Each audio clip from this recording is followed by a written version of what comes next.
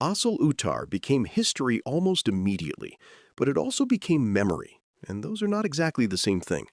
History asks what happened, why it happened, what evidence supports the account, and how the battle fits into a wider military and political sequence. Memory asks what the battle means, who should be honored, what image should be carried forward, and how a nation or regiment should understand itself afterward. The Battle of Asal Uttar offers powerful material for both. It produced genuine courage, real tactical skill, destroyed tanks, dramatic reversals, and symbols that were easy to remember. It also produced myths, simplifications, rival narratives, and arguments over credit, blame, and meaning. If you would like to move beyond the podcast, you can see my available books at militaryauthor.me. And at trackpads.com, you will find magazines and galleries with hundreds of thousands of photos and videos to explore. The strongest Indian memory of Asal Uttar centers on a defensive victory against a technologically impressive armored thrust. The image is clear and compelling. Pakistani Pattons entered the Kemkaran sector expecting breakthrough, and Indian forces used terrain, mines, flooding, infantry, artillery, and armor to smash the advance. That memory has a solid historical foundation. Pakistan's offensive did fail, and Indian defensive adaptation was real. The danger comes when a true memory becomes too smooth. If Asal Uttar is told only as inevitable triumph, the listener loses sight of the uncertainty, fear, retreat, improvisation, and risk that made the victory difficult. The battle was not easy because the result is now known. It was won while the result was still in doubt. The story of Abdul Hamid is central to this process of memory. His courage with a jeep-mounted recoilless rifle became one of the most famous individual stories of the battle, and his posthumous award of the Paramveer Chakra gave that memory formal national recognition. The legend grew because it expressed something true about the battle. Determined infantry anti-tank action could threaten powerful armor when terrain and timing created the opportunity. Yet, even a heroic story must be handled with care. Different accounts may vary in the number of tanks credited to him or in the exact sequence of his engagements. The responsible approach is not to diminish him, but to honor him without inventing precision or turning one man's courage into the whole explanation for a combined arms victory. Regimental pride also shaped the memory of Asal Uttar. Deccan Horse, 3rd Cavalry, 4 Grenadiers, engineers, artillery units, and the infantry formations of 4th Mountain Division all had reasons to remember their own part in the battle. That is natural and often healthy. Regiments preserve memory because soldiers need lineage, examples, and proof that sacrifice mattered. But regimental memory can sometimes compete with operational understanding. One unit's story may expand until other arms disappear. A tank regiment may become the hero of a battle that infantry helped make possible. An infantry legend may overshadow artillery and engineers. Asal Uttar deserves a wider frame because its central lesson is integration. The victory came from many arms acting together under pressure. Pakistani memory of Asal Uttar has been different, as one would expect after a failed offensive.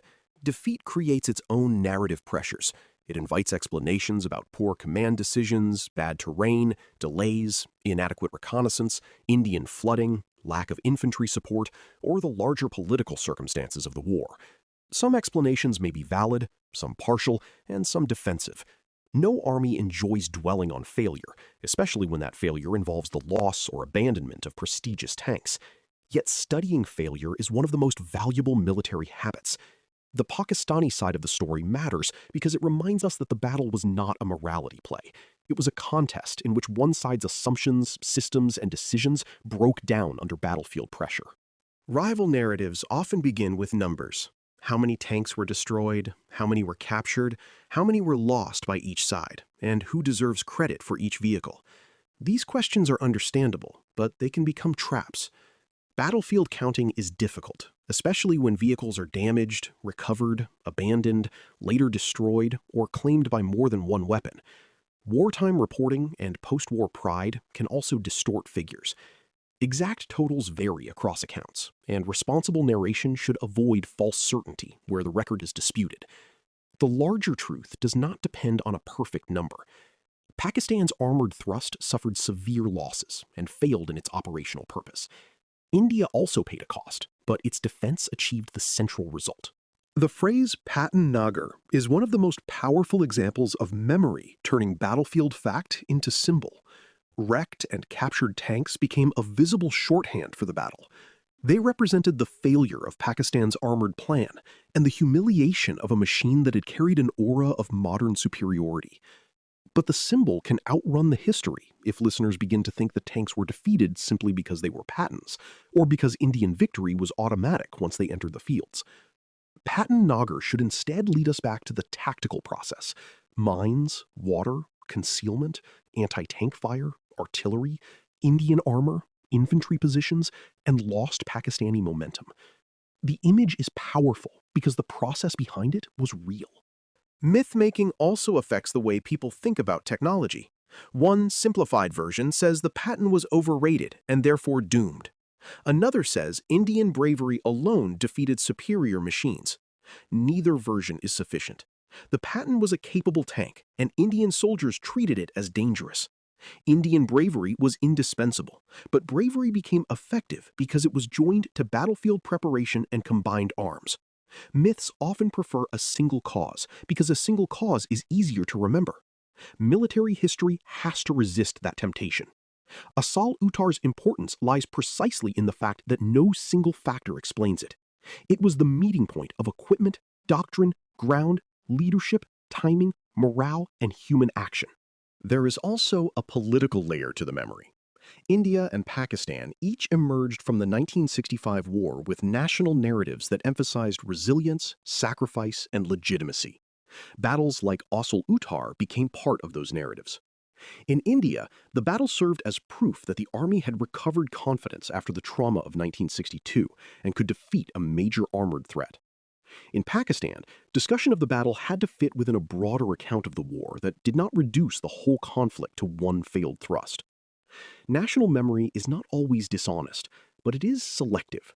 It chooses what to emphasize, what to soften, and what to leave to specialists. That is why educational storytelling must be vivid without becoming propaganda. The mythic quality of Asal Uttar grew because the battle has a clear dramatic shape. There is escalation before the battle, an ambitious armored plan, a vulnerable Indian formation, a withdrawal that looks dangerous, a defensive box, heroic anti-tank action, the arrival of centurions, smashed Pattons, and a road to the beast that never opens. That is almost too perfect as narrative structure. But real war is messier than the shape we later give it. Units are confused, orders are incomplete, vehicles break down, soldiers misread situations, and commanders make decisions without knowing how the story ends. The task is to use the dramatic shape to teach, not to let drama replace truth. Heroes remain necessary in military memory, but they should be placed inside the battle rather than above it. Abdul Hamid's courage deserves honor. Tank crews who held fire until the right moment deserve attention. Infantrymen at Chamal and nearby positions deserve recognition. Engineers who laid mines and helped flood fields under pressure deserve a place in the story. Artillerymen, recovery crews, medical personnel, signalers, and supply troops all helped make the defensive system function. A mature memory does not need to choose only one hero. It can honor individuals while explaining the system that allowed their actions to matter. That balance is especially important in armored warfare, where machines can hide the human networks behind them. Rival narratives will continue because Asal Uttar belongs to living national histories, not to a distant ancient past. Each side has veterans, families, regiments, memorials, official accounts, and public expectations that shape how the battle is told. The goal is not to strip the battle of emotion or pride. A battle without human meaning is not properly understood.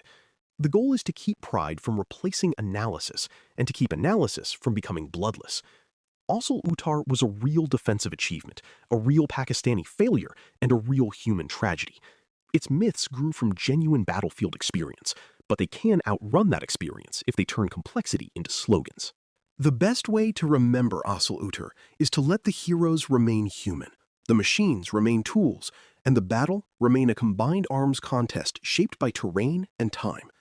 The legends matter because they carry courage forward, but the lesson matters because it explains why courage worked.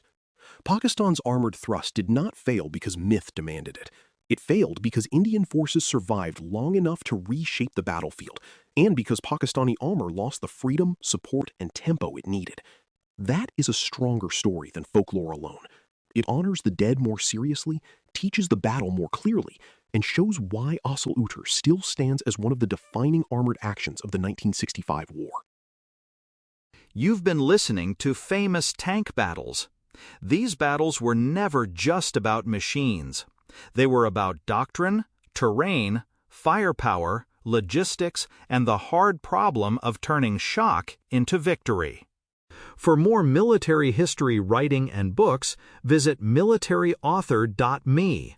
And for magazines, podcasts, and a massive archive of military photos and video, visit trackpads.com.